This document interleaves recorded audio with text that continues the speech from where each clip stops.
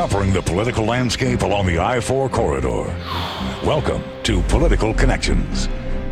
And yes, welcome to Political Connections, everybody. I'm Yvette Brusuan. You know, this week we're going to step away from our regular format of interviewing a guest from the political world about the issue of the day. This week is very different. It was, of course, 50 years ago that a sniper's bullet brought down President John F. Kennedy in Dallas, Texas. The gunshots that rang out from the Texas School Book Depository on November 22, 1963, made a lasting impression in the fabric of this country. And here in Florida, an impression had already been made by Kennedy as a challenge had been laid out just 1 year before. For the eyes of the world now look into space, to the moon, and to the planets beyond. And we have vowed that we shall not see it governed by a hostile flag of conquest, but by a banner of freedom and peace. We have vowed that we shall not see space filled with weapons of mass destruction, but with instruments of knowledge and understanding. Yet the vows of this nation can only be fulfilled if we in this nation are first, and therefore we intend to be first. But why, some say, the moon? Why choose this as our goal?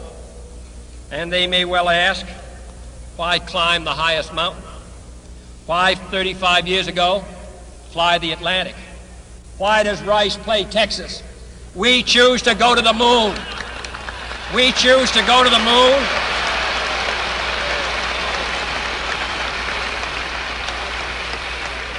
We choose to go to the moon in this decade and do the other things, not because they are easy, but because they are hard. Because that goal will serve to organize and measure the best of our energies and skills.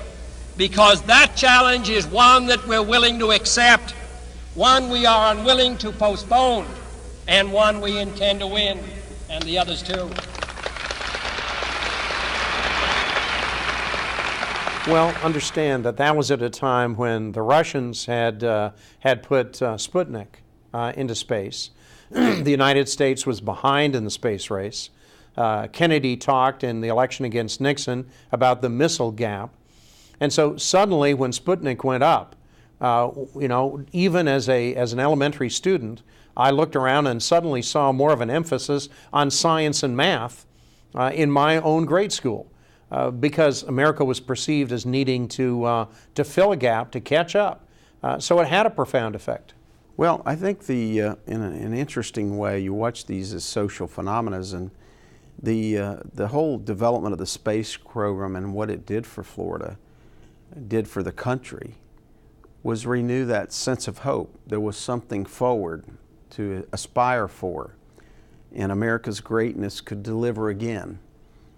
In spite of what looked like a crumbling universe around us.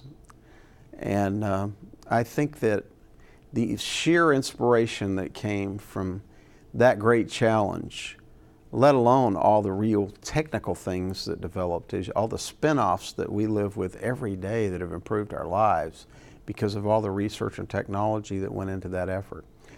But primarily to prove that instead of who had the biggest bomb, we could prove who could do the greatest thing and actually compete with the Russians and reach the moon before they could. And that our space program exceeded and excelled in the world spoke volumes not only to us about our own confidence and self-confidence as a nation, but to the entire globe and all the hope that they put on America's leadership.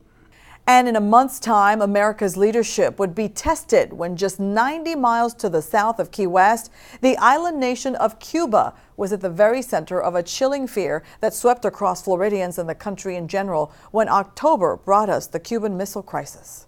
So we're talking 1962 or so, about the Cuban Missile Crisis.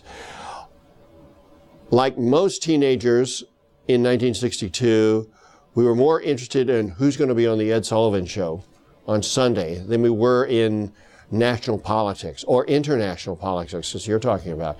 I don't think we were aware, except for the fact that somebody was saying we might be in danger of going to war. And at those days, too, war didn't mean war. War meant nuclear or atomic. And we knew that that was not good. It meant that lots of people would die and die quickly. But there wasn't a whole lot that, a 16-year-old or a 15-year-old could do about it. We couldn't vote. We could, if you wrote a letter to your senator, he said he knew you couldn't vote, so he wouldn't count. So mostly what we did was just kind of worry, but then there was if you watch any of the movies from the 50s and early 60s, you can see there was a lot of carefree attitude going on. So we weren't real sure, so sometimes it's party while you can. Well, of course, Florida was ground zero in all of the Cuban Missile Crisis times. But in North Dakota, that was the home of the Strategic Air Command and the missile silos. And so, those of us who were kids growing up at that time lived in a kind of fear. Fear was an ever-present companion because at any time we thought there could be a nuclear war. We had a fallout shelter in our home, and that was not unusual. People lived with the fear of nuclear war, and around the Cuban Missile Crisis, it was a very real and palpable concern.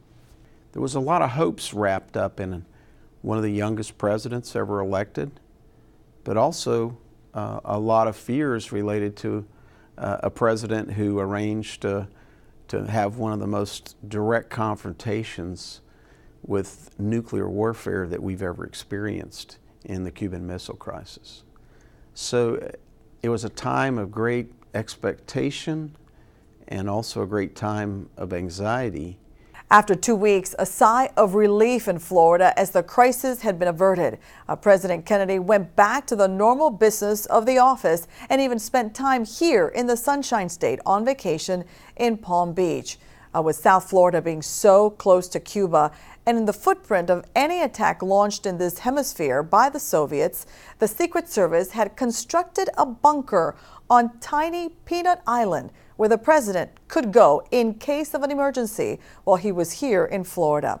Although never utilized, the bunker came to symbolize a volatile time in our nation's history. And then, in November of 1963, President Kennedy made his first and only trip to Tampa to talk about economics. Kennedy was moving back into campaign mode as the 1964 presidential election was just under a year away. For some people in Tampa, the thrill of seeing the president in person still lingers to this day. Daryl May remembers it like it was yesterday. I just got through working a detail on the President of the United States. Back then, May was a deputy for the Pinellas County Sheriff's Office and helped secure a part of President John F. Kennedy's visit to Tampa on November 18, 1963, just days before Kennedy was assassinated. In this picture, President Kennedy is seen greeting crowds at Al Lopez Field. I've been around a lot of important people, but he's the only human being I was ever around that I felt that aura, that energy. May says thousands of people came to see Kennedy that day. He remembers forming a human barrier between the crowd and the president. Little did anyone know, May says there was an assassination attempt on the president's life in Chicago just a few weeks before his Tampa visit. And it occurred to me that I'm carrying a weapon and I can't get my hands loose, and people are actually shoving up against me to touch him. He's reaching over us, touching him. Anyone could have taken my weapon or everybody else's weapon. It could have happened in Tampa. It's stories like that local producer Lynn Marvin Dingfelder is producing for an hour-long documentary called JFK in Tampa, the 50th anniversary. What I've found as a producer is how people's eyes just light up when they talk about this. Everyone has such a strong memory of that visit. Dingfelder says the documentary isn't about Kennedy's tragic assassination, it's about the good times the community in Tampa spent with one of the world's most powerful men. And those happy memories, the elation and lingering excitement of a presidential visit to the Sunshine State evaporated just 4 days later. John F. Kennedy had traveled to Dallas, Texas, November 22nd, 1963. The day that John F. Kennedy was assassinated, I was actually running the control board for a remote radio broadcast. A lady by the name of Tara Savell did a show from downtown Pensacola. She was in the lobby of a hotel and she would interview guests that were coming through and things like that. The station I worked for was one of the very first FM stations. FM was not in cars at that time. Very few people had them. If they had them, they had them in big home entertainment systems in a console. And we played a lot of classical music because that was the people that were spending the money to buy that equipment. Audiophiles, I think was probably the terminology used. And so it was the beginning of stereo. So there was a lot of that interest going on. But this was a paid half-hour program that happened between noon and 12:30. Of course, the assassination happened just slightly before noon, but word spread through the lobby. The place I worked for didn't have a teletype machine. We had no way of knowing what was going on. But the rumor started. The lady who was doing the remote broadcast said on the air, "I've heard a rumor that the president's been shot," you know. And everybody had, the entire station had to do a complete 180. We switched to all kind of dirge and low tempo classical music once, of course, it was confirmed that the president had been shot. I was a sophomore in high school. I was sitting in Mr. Myrie's English class, and the principal came over the loudspeaker and said that the president had been shot and that the vice president perhaps had been shot. And of course, living in this era when we feared nuclear war and wondering what all this meant, our English teacher, Mr. Myrie, said as soon as the announcement of the president's death came over the loudspeaker, he said, "Get under your desks," which was the drill in case there was a nuclear war. Somehow that if we got under our desks, we'd be safe. And I remember we were under our desks for about 20 minutes, whispering and fearful. And then our principal, Mr. Easton, came in the door and he said, "Everyone follow me." We didn't know where we were being led. He led us to the flagpole where he lowered the flag to half-mast. And many of us prayed and all of us wondered what would happen. And we waited to come home on the school bus. And it was the only time I ever saw my fiercely partisan Republican father weep. He wept at the death of President Kennedy. John F. Kennedy was probably the first president that, as a young person, could go, "Look, there's a young president," you know, and the guy's handsome and he's running around playing football and all this sort of stuff. Got young kids and everything. So there's a lot more identity with him. I think the thing that struck most of us was that, why would somebody assassinate the president? Why would you do that? And how could something like that happen? I don't think we thought that it would happen. So that was the shocker. That was the awakener. And then soon after that, of course, Martin Luther King and then Robert Kennedy. And so it was like, what is going on? It was like we had been slapped in the face, that people that we admired, held high, were just being gunned down because they wanted to be with the people and were open. And that, unfortunately, was, you know, part of the weakness of the system. But John F. Kennedy died. I mean, it's like, oh my gosh, we've lost our president. And that's what the word I meant, our president. Because we felt more like, because it was just about 16, 17, getting a little more involved in politics and paying attention to it in the campaigning and stuff like that. So, you know, and that was the Nixon-Kennedy, you know, thing. So, yeah, I think teenagers, young people were more interested because of who was president, and that's what hurt. You took our guy away from us. Memories forever ingrained in those who lived through a national tragedy. When we continue, Lou Fry and Dick Batchelor join me on set to talk about the Kennedy influence on their lives and on Florida when Political Connections continues.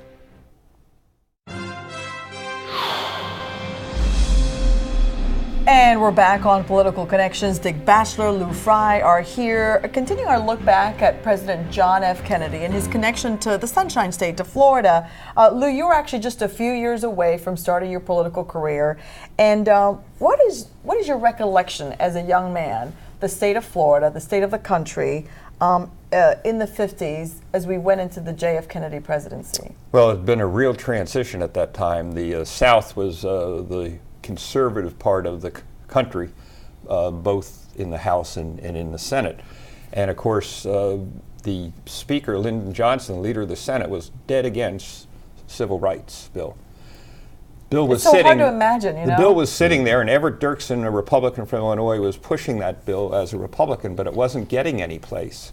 And of course, on November 22nd, when the president was assassinated, everything went up in the air, and everything changed, and it was like black was white and white was black, and nobody knew who was doing what.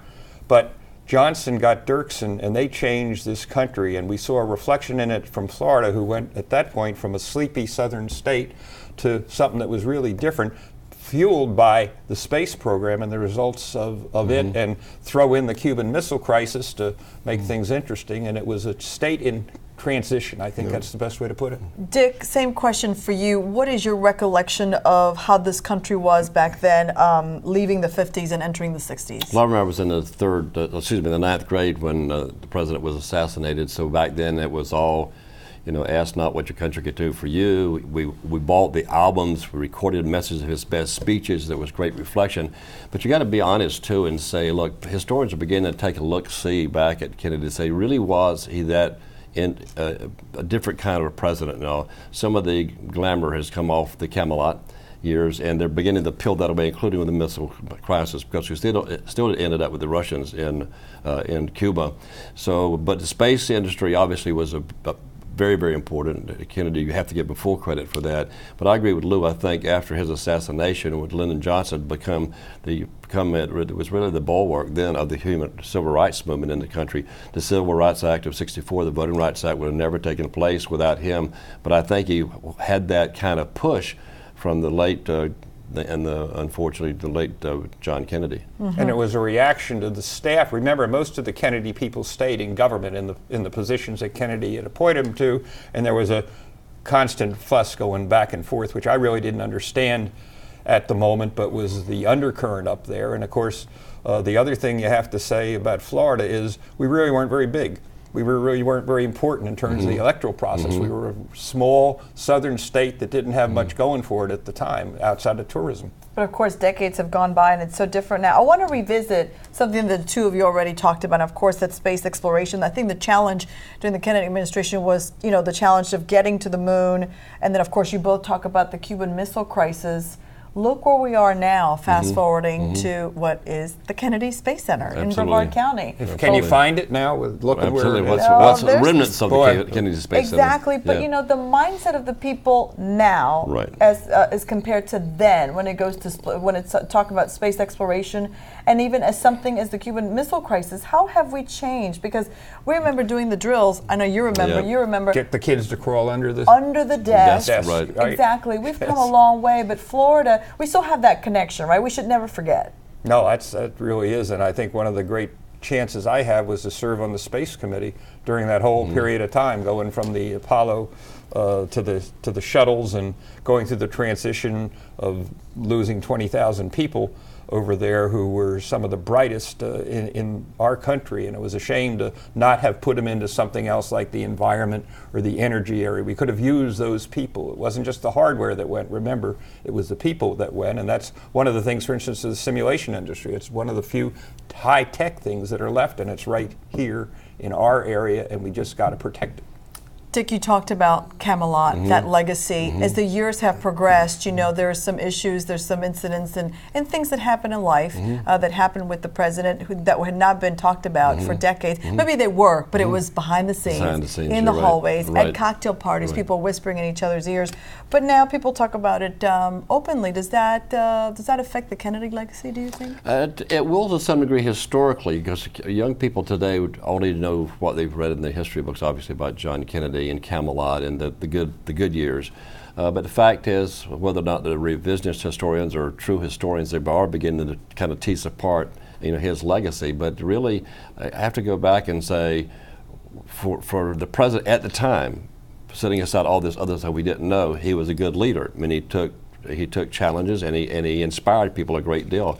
And I think it was the legacy that lingered over to the LBJ administration that all this stuff was able to happen, unfortunately, but it did. And the Nixon debates, by the way, when I was in law school, were the thing that attracted me first to politics. When the Kennedy-Nixon debates, you didn't see, you saw them on television, you owned a set or something like that, but that was one of the times where the media made the first major change in a presidential race. It's been 50 years. It's hard to imagine, isn't it? It's hard to imagine. Well, we appreciate your input, that's for sure. Dick Batchelor and Lou Fry, thanks for being with us once again.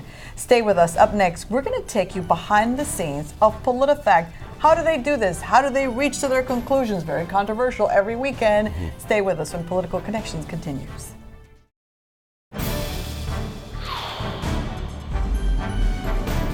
And we're back on Political Connections, and each week at this time we bring you PolitiFact's Truth-O-Meter, where statements by well-known politicians, and sometimes not, and others are rated based on how accurate their statements are. If you've ever wondered how they determine those ratings, you're in luck. This week, we're heading to the Tampa Bay Times to go behind the scenes with PolitiFact's Truth-O-Meter. My name is Aaron Schrockman. I'm Angie Holan. Hi, I'm Katie Sanders. PolitiFact was a creation of the Tampa Bay Times ahead of the 2008 presidential election. The idea was really simple, is that fact-checking always happens around the time of an election, but there was really no one entity that really decided to make it a full-time career. The mission of PolitiFact is to hold politicians accountable and to give voters the information they need to govern themselves in a democracy. It's that simple.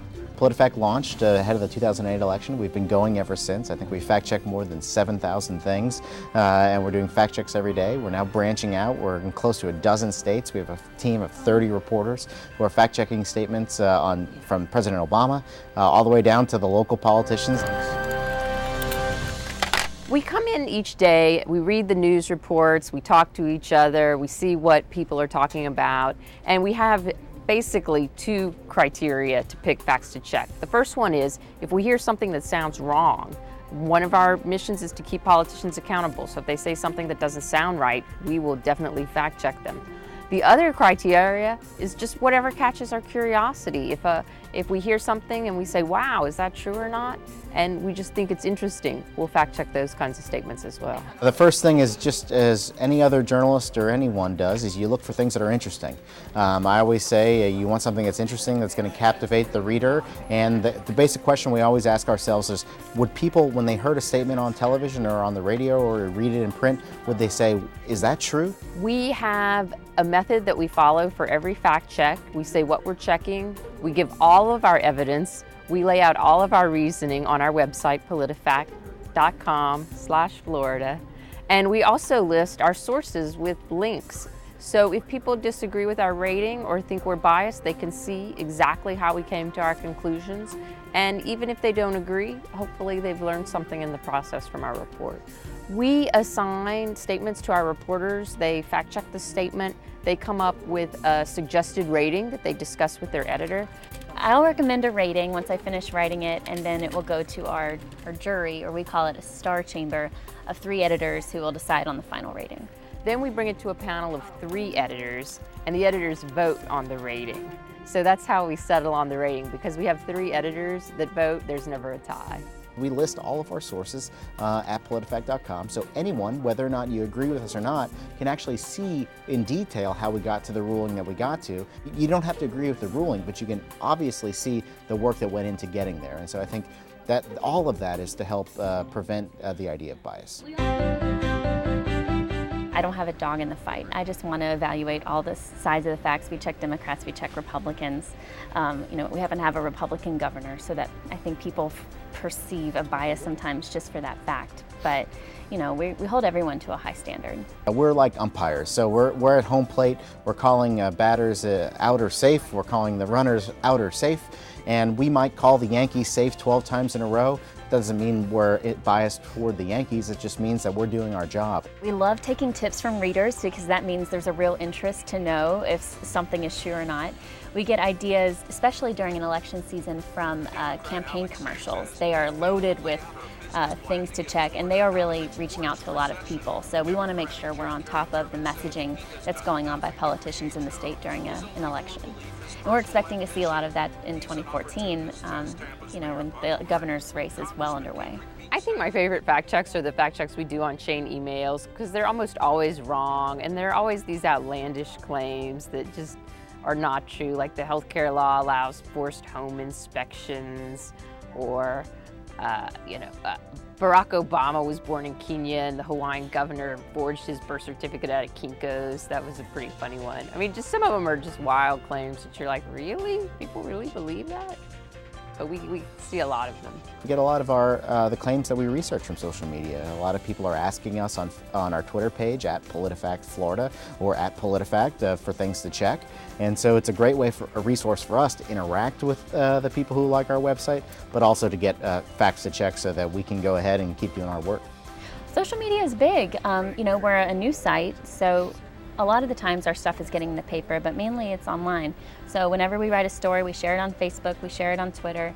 We engage with readers there if they have follow-up questions. A lot of times they'll agree or they'll disagree. So it's really, you kind of get an instant reaction to your fact checks from readers. They either pass it around because they agree with the rating, or they may disagree with it, and they're free to disagree with our rating. People complain to us that we rate a lot of Republicans at PolitiFact Florida. But you have to keep in mind that Republicans control the state. They control all 4 of the statewide elected posts in Tallahassee.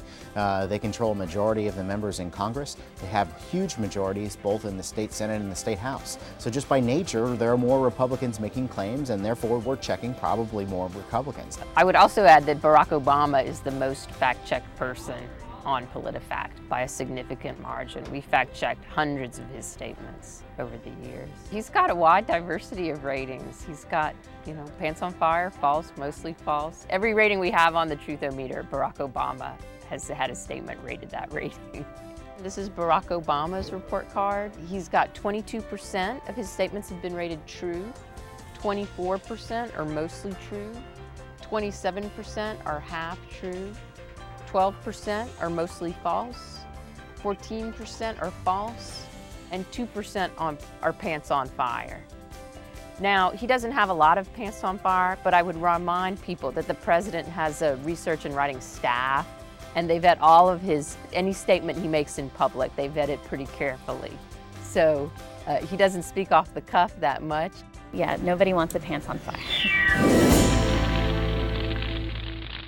Remember, if you ever want to read more in depth about how the folks at PolitiFact reach their conclusions, head on over to mynews13.com/PolitiFact, and you'll see all the stories recently featured on News 13, including links to source material used for the fact checks. And that's all the time we have for this week's Political Connections. I'm Ibeth Brusual. Thanks so much for watching. Have a great week. Political Connections is a presentation of News 13. Political Connections airs every Sunday at 11 a.m. and 8 p.m. right here on News 13.